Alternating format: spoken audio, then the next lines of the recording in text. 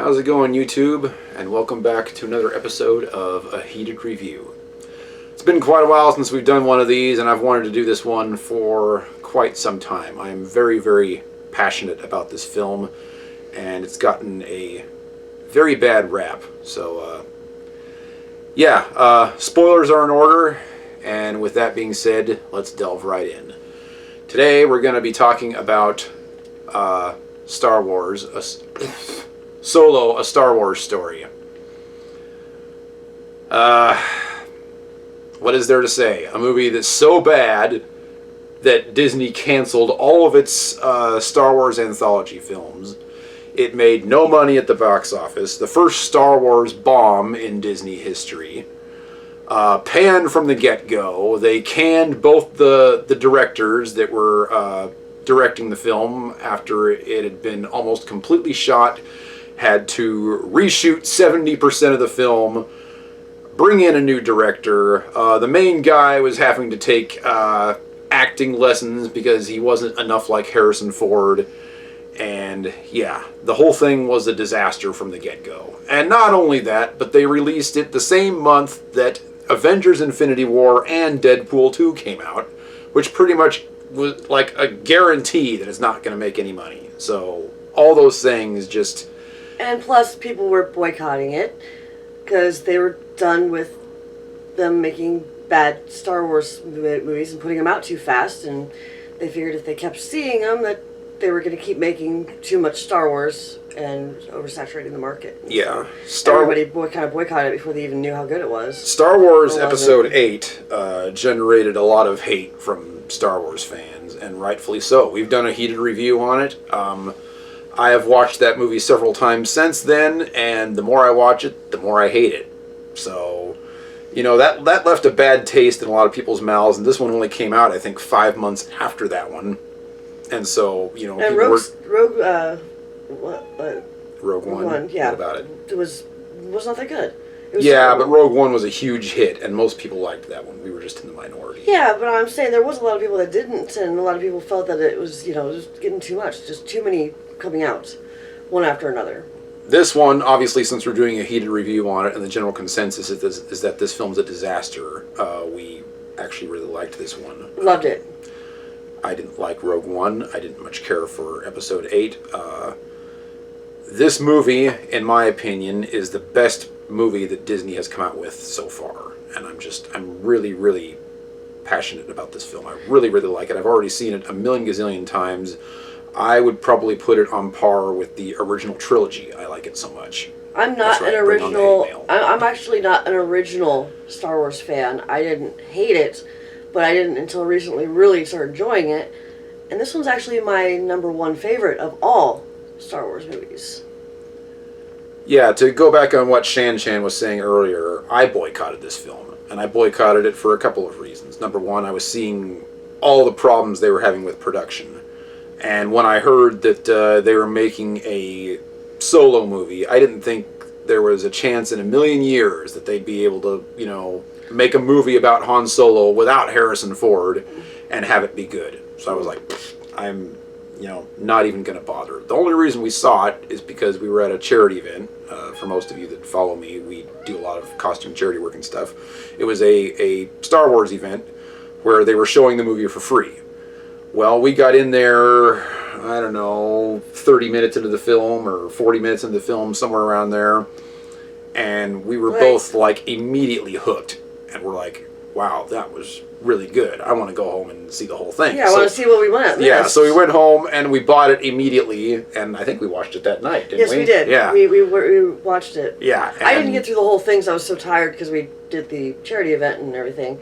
But I at least got through what we missed, and then halfway through the stuff that we did see. It was so good. It was so amazing. And I've seen it probably a dozen times since then, maybe more. I just really like this film. I like this film enough that I want Shan and I to cosplay Han and Kira the next time we go to Disneyland and set foot in Galaxy's Edge for the first time. Probably wishful thinking at this point. That's a long time from now. But yeah, that's how much I liked this movie. So, yeah, let's get started. We've got quite a list here of all the things that we like about this film. I wanted to start with the story and bringing in Ron Howard as the director. I can't remember the names of the other two directors.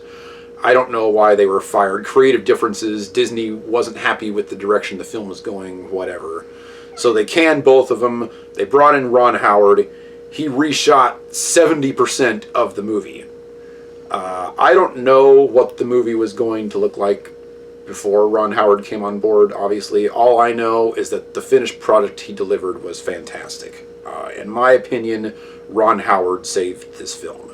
And the writers. The writers that put this story together, I believe it was Lawrence Kasdan and his kid, who, John, I think his name is. I don't know. Don't quote me on that. But I know Lawrence did the story for Raiders of the Lost Ark. And supposedly he is working on... What's his next project that they've tagged him to? No clue. I don't remember, but it's something that I'm also excited about. I don't think it's the new Highlander project. Anyways, back to the movie. Yeah, back to the movie. Anyway. But yeah, they just did a phenomenal job. One of the main nitpicks about this film is the story, and that it's nothing more than Star Wars fan service. It's like, well, isn't that what we got with Rogue One? And everybody praised the hell out of that movie, and it wasn't even that good. So why is everybody canning this one for... And this one was good fan service. This was a fan service with a really good story. I was on the edge of my seat wondering what happened next. Yeah, I knew that he was going to survive and everyone else was going to survive, so on and so forth, but it didn't bother me. I still wanted to know what happens. What about the other characters? What happened to them? And everything like that, and it really...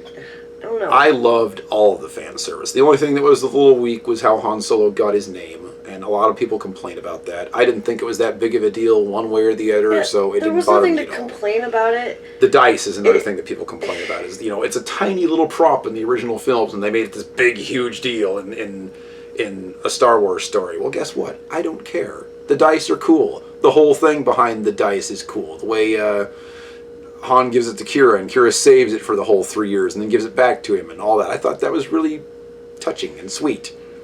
And I didn't mind his name thing. It wasn't like amazing, but it wasn't bad. Yeah, but all the other stuff, the Kessel Run, oh, that was amazing. The Kessel Run was awesome. How he plays Sabacc with Lando, how he meets Lando, how he gets the Falcon from Lando. How he meets Chewie. Yeah, how he meets Chewie was also really great. I love that scene where he's actually like talking in Wookiee tongue and all that. That was a great scene. How his relationship with Chewie develops throughout the film was also fantastic. I mean, there is nothing to dislike in this story, in my opinion. The only thing that I dislike is they're not going to make another one.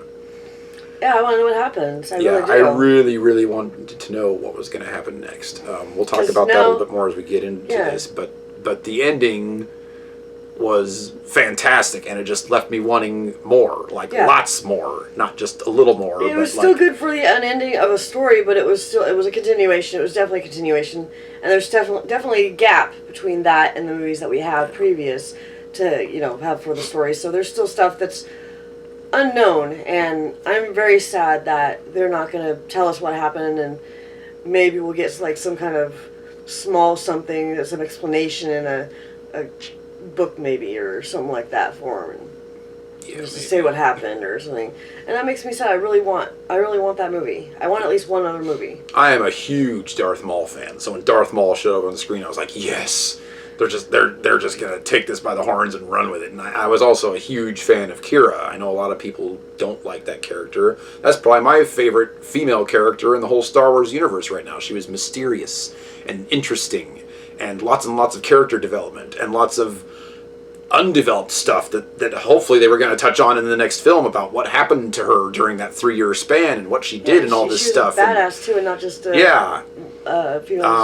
this is the second time that we've done a heated review with Amelia Clarke in a movie that other people hated. And I feel bad because she was fantastic in this movie. She was fantastic in the other movie that we did. That movie was Terminator Genesis, by the way. You can watch that review on my channel. But yeah, she's just not getting a whole lot of luck here, showing up in good films that everybody hates. So yeah, we'll go into that a little bit later. Let's start down our list of characters for right now. Let's start with Han Solo, played by Alden Ehrenreich.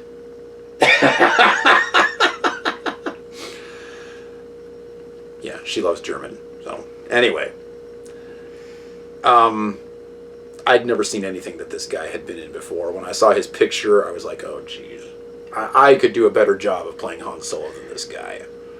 He looks familiar to me, but when I looked at his list of movies, there's he was nothing I in the would've seen. Divergent series. That's like the only thing. Yeah, that he's but got. I've never seen any of that, and he had a familiar face, like maybe he looks like somebody else. Yeah, and that was one of the reasons that I boycotted this film at the get-go, because it's like, this guy's not going to be able to pull it off, not in a million years. He did good. My opinion... He wasn't great, but he did I could have good. done better. The character that he's portraying in this movie isn't the same character that Han Solo portrays. And I guess it's not supposed to be, because it happens 10 years earlier, so we're supposed to have, some character development over the next 10 years. I can see how he kind of became the person he did because But yes, of the this. connection is there. You can see that this is the character that would develop into Harrison Ford's character if we were to have a couple more films. I think they still could have done it in one film. I mean, it could still have a development. Something happened, and you could see that he could. That young kid, with hope, could become the Harrison Ford later. Yeah. There were a couple things that I noticed that he did well. We got a couple of Harrison Ford fingers, even though he didn't do the greatest job on Harrison Ford fingers. And we had that face that Harrison Ford makes when he's shooting a gun, where he's like. And Alden did that as well. Not quite to my liking, but he still did it. And there were a few little things like that in there that it wasn't. He wasn't bad. Happy. There's nothing that made me not cringe or anything. Yeah, I thought it was a solid performance, and I really I got behind that character in the first 15 minutes. Mm-hmm. It didn't feel like Harrison Ford's Han Solo, but it felt like a character that I could relate to and that I really liked. And so, even though I've got a few little nitpicks about the performance, it didn't take away from the movie at all. I still just loved it. I loved every minute of it. So yeah, kudos to you, Alden Ehrenreich. So, moving on. Is this going to be the big one? Lando Calrissian. Holy Hands cow. down, my favorite character in this film. He was brilliant. Absolutely brilliant. As soon as he came onto the screen, we were both like, oh my god, that is amazing. I bought it before it even showed him on screen, where he's walking into the place where Lando's playing cards. Before it even shows him on screen, you can just hear him talking. I'm like, holy cow, that sounds exactly like Billy D. Williams. I couldn't believe it. I mean, everything about the character was just total Lando. Yeah. His movements, the way he held himself. Is just... I'd watch a Lando movie with this guy. Oh, yeah. He was just that good. I mean, he sold it from the get-go. Or the part where Kira's using his cape to put out the flames in the Millennium Falcon, and he's all bitching at her because his cape's getting ruined. That was like total Lando. It was completely Lando. It was awesome. Everything about his character, A++, man. Fantastic job. And Kira, we've already talked about Kira a little bit. Just phenomenal. I mean, maybe even a better performance than in Game of Thrones, especially with the way Game of Thrones ended. Yeah.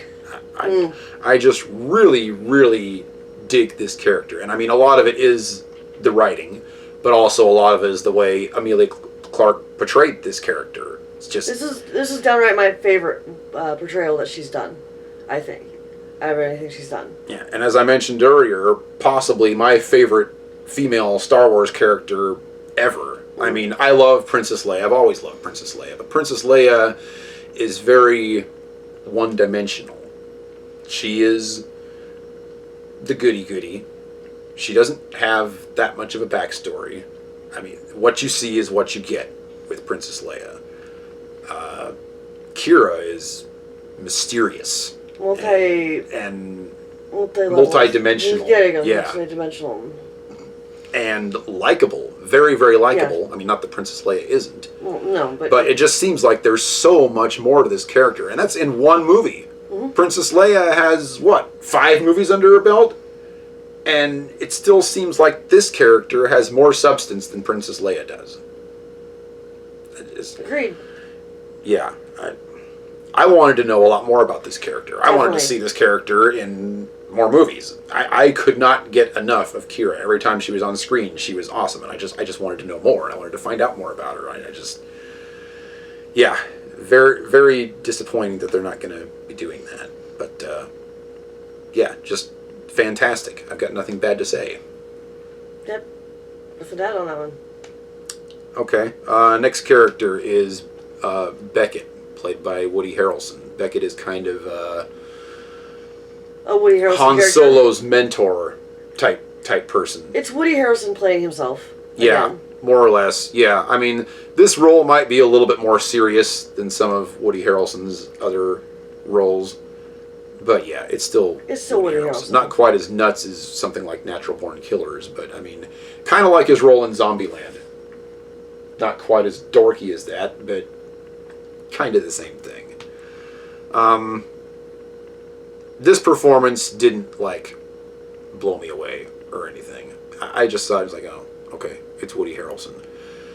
He didn't add anything to the story. He didn't take anything away. I think it wasn't bad. there were a whole great. bunch of actors that could have played this part. But there was one part where it really did bother me. It's probably like the only thing that kind of bothered me in the movie. His death.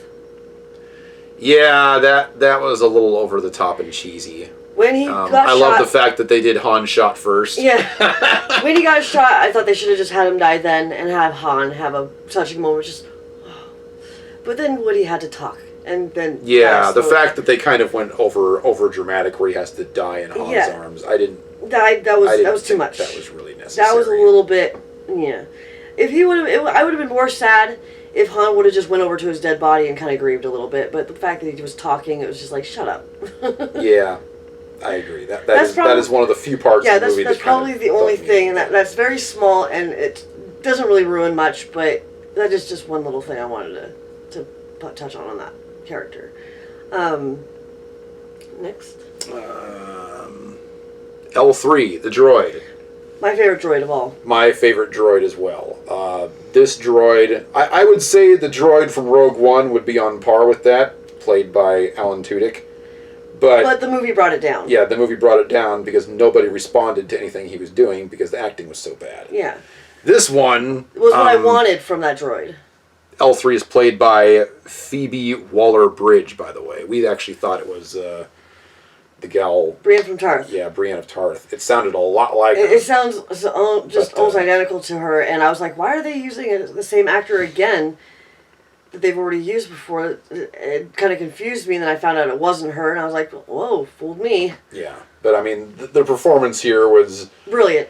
Over the top, and a little corny at times, but that's kind of what we want from droids with personality. Yeah. This droid just had a ton of personality, just larger than life, get out of my way, I'm taking up the screen type personality, and it was awesome. One of the saddest parts of the film. Yeah, that's another thing we should probably touch on. All the people that are complaining about Lando having sex with a droid or whatever. Yes.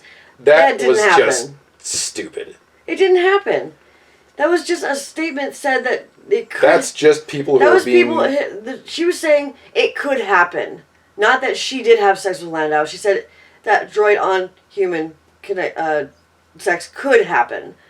And it was kind of a joke thing, but Lando loved... They were having girl talk. She was feeding her own ego by saying Lando was in love with her and that he wanted her and blah, blah, blah, blah. And in all reality, she probably loved Lando. Preppy chicks talk about that kind of stuff all the time, and that's what they were parodying in that scene.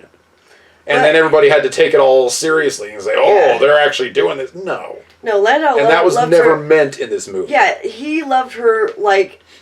a best friend, a companion, Or a pet. Or a pet. Not a pet, necessarily. That's a little much, honey. But, like a best friend. Like, if your best friend died, you would be touching. You'd be crushed. Yeah. You don't have to bonk them to be crushed, do you? No. I don't know, is that the world we live in now? But I did not get that at all. I just thought it was a funny joke. Yeah. Those are that was people it. that just want to get offended by something, bringing something up to get offended about. It was absolutely stupid. Yeah. All right. Anyway, yeah. L3, fantastic. Yes. Sorry that she died, and if they do decide to make more movies, she's not going to be in them. I'm a little miffed about that. Yeah. Great character. But it makes me appreciate the ship a lot more that she's there. Yeah, now that L3 is a part of the ship. Yeah. Which was also just like a brilliant scene. The whole way they went through the Kessel Run and had to use L3's brain to make the navigational corrections or blah blah blah blah blah. Well, they had to. That whole scene had me on the edge of my seat. Oh, I was just like, completely. oh. Yeah, I was. Oh, I was kind of sweating. like gushed a sigh of relief when they got out of there. Like that whole thing was just like a nail biter. Just the whole direction they took that was awesome. That whole scene from where they get to the spice mines of Kessel until they're through with the Kessel Run, that whole amazing. thing just has you going from start to finish. Like when the Wookiees are being attacked and Chewbacca runs to goes off to save them. Oh, my heart was just being pulled, and it was amazing. The whole friendship development between Han and Chewie is just great in this movie. Fantastic. They bounce off each other perfectly. They both have lots of personality, lots of character development. Even Chewie gets some character development, and he doesn't even talk in a language that anybody understands. At least they don't translate it on screen. Only Han translates. That was another thing I liked, where they have the little snippet of Lando calling him Han, because that's what he does in Empire Strikes Back. He keeps calling him Han, and they actually played off that in this movie where he's like, they have a it's reason. Han, They have a reason but for that's everything. okay. Yeah, they have a reason for everything That was a great happening. scene. And it was great Yeah. how they pulled everything together. And yeah, that was. Or the was scene brilliant. where they're in the elevator and Chewie rips the guy's arms off, and he's like, that was a uniform that would have fit me perfectly, but it's fine. Yeah. They had a great scene. They just got so many great scenes like that in this movie. It just makes you want to keep watching it. I want to watch it again. Yeah, just talking about it makes me want to watch it again. Exactly. It's just that good. I mean, it talks about how he gets his blaster and, you know. The other characters, some of the minor characters. Oh, yeah, we haven't finished our character list Yeah, this is a big point of what I was wanting to talk about the minor characters. You want to name them off real quick? Well, we haven't talked about the bad guy. You want to leave him till last? Yeah, let's leave him to last. We have the minor characters of Rio Durant, which was the four-armed guy. The four-armed guy, the little alien dude, voiced by Jon Favreau. And Val, played by Thandie Newton. They were the guys in Beckett's heist team at the beginning of the film, and they die within the first 40 minutes. We didn't even get the first clip of introducing them. When we first started watching the film, they were already on the train heist. They were at the fire, around the fire talking. That's when we first walked in. They were around the fire talking. Just like barely. Yeah, and that's the first thing we saw. But just from that to them dying, I was connected to those characters. Yeah. Just that short bit of time. You care more about those characters than you care about anybody who died in Rogue One. Yeah. Except for maybe Donnie Yen. And they're barely in this movie. I mean, that tells you the kind of impact that a character can have if it's just done right. Yeah, exactly. Instead of, you know... And both of those characters were done really well. Yeah, agreed. I mean, obviously, I'm a big fan of Thandie Newton from Westworld. Yeah. So I already knew who she was. I think she's better in Westworld than she is in this movie. But it didn't matter because the story writing was just so good. It was great. See, I like those characters. Now we can get on to the bad guy. Okay. Main bad guy, Dryden Voss, played by Vision, Paul Bettany. Or the mouthy one on Knight's Tale. Yes. What do you want to say about him? He's great. I love his acting. I love the character. It was something different. It was definitely something different. The way he always asks them, "Are you okay? Was anyone hurt?" Okay. Now let's talk a little and drink a lot and whatever the heck he says in that scene. And then he goes and they're saying, "Oh well, you screwed up. Gonna have to kill you." It's like, you poor man. Are you okay? Oh, you didn't get what I wanted? Oh, you have to kill me. I liked the villain. There was nothing wrong with him. His acting's always brilliant. He's a great actor. Um,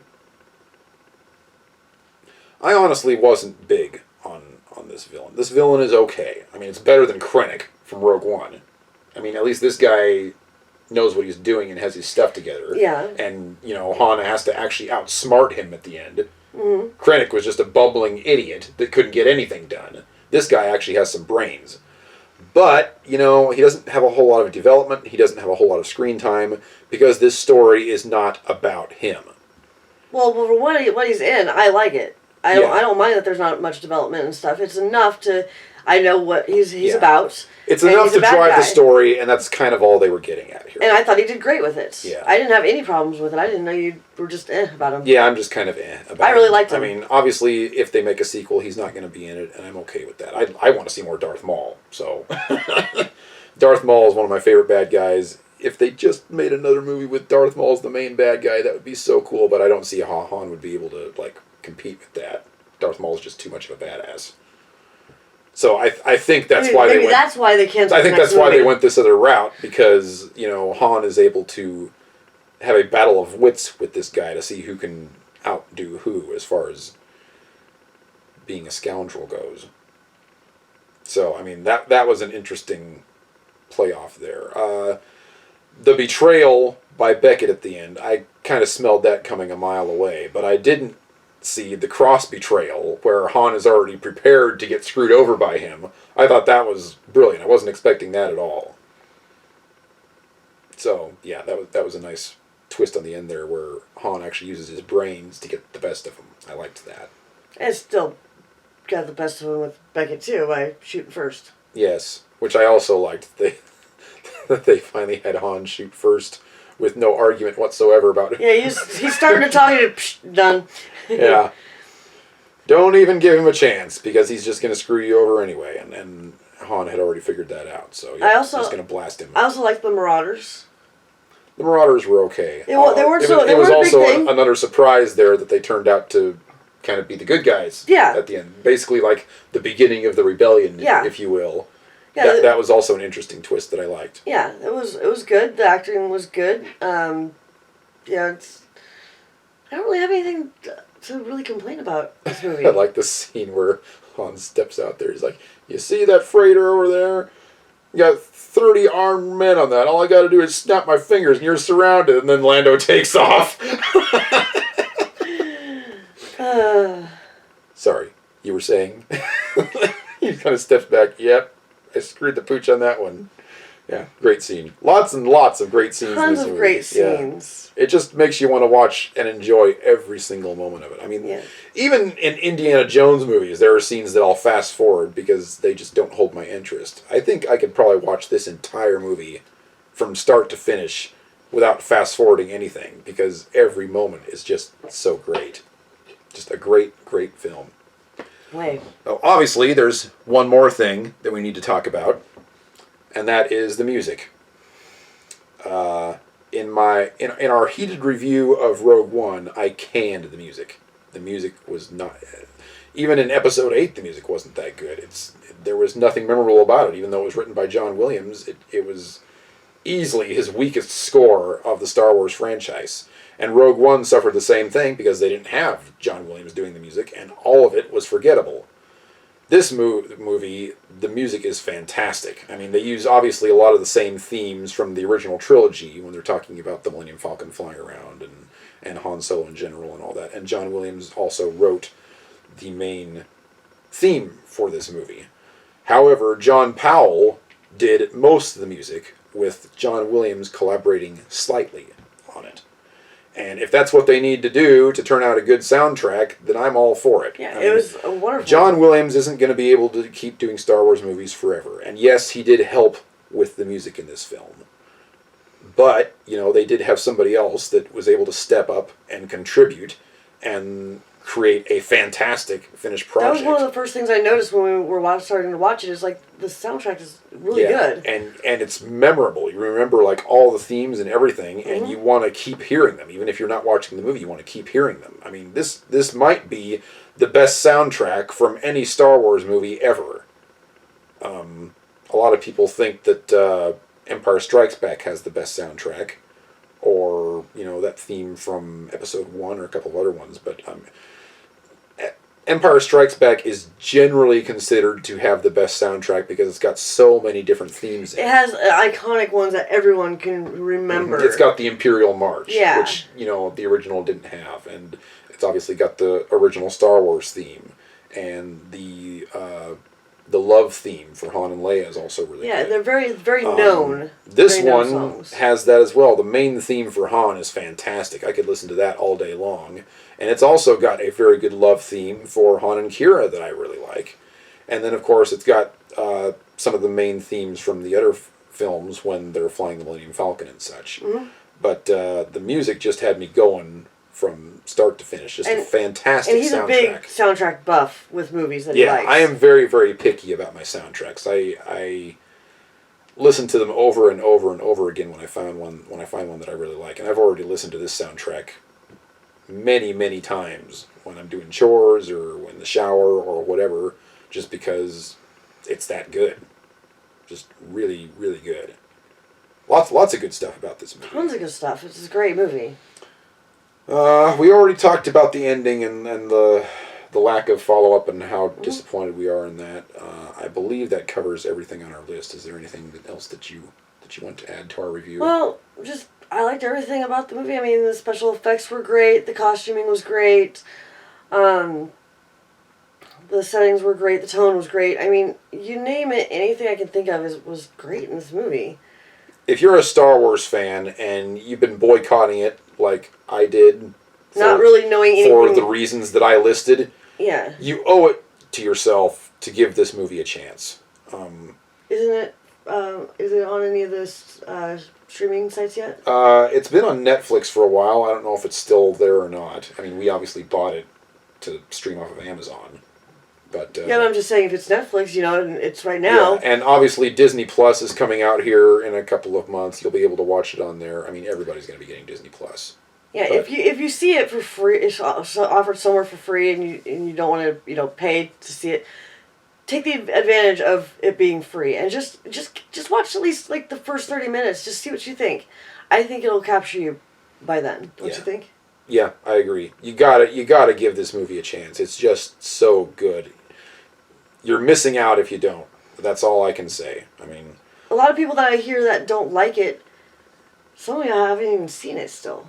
Yeah, most of the people that are canning the film are canning it based on the fact that it made no money, it bombed at the box office, all the problems with the production of the film and firing the directors and blah blah blah. It's either the people the main actor having to take acting lessons and most there's a lot of negativity surrounding this film for various reasons. Yeah, and most of the people either haven't seen it or were so determined to not like it in the first place that they really didn't give it a chance either, I think. That was me.